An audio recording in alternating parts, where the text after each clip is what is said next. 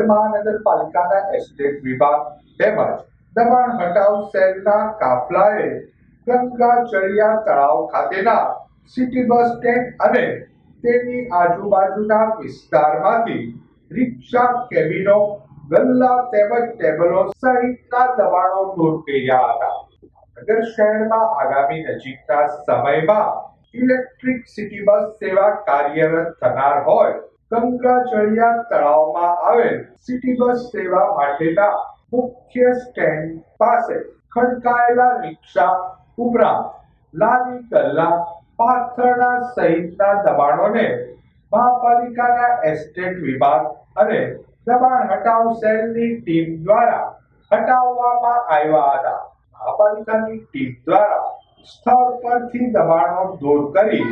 3 થી વધુ ટ્રક ભરી માલ સામાન જપ્ત કરી દેવાયો હતો.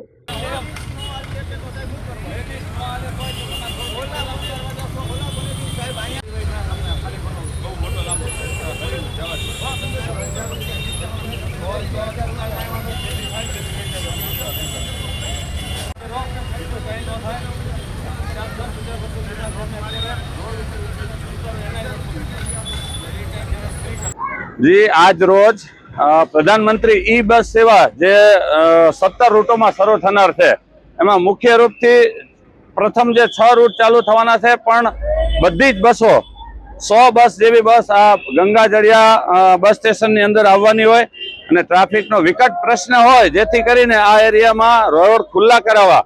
અને સુચારુ રૂપથી બસો અવર જવર કરી શકે એ માટે થઈ અને જે કંઈ દબાણો હતા એને દૂર કરાવેલ છે તથા જે કંઈ રિક્ષાઓ અડચણરૂપ આવતી હતી તેઓને લોક મારી અને અંદાજિત 10,000 રૂપિયા જેવો પેનલ્ટી વસૂલ કરેલ છે.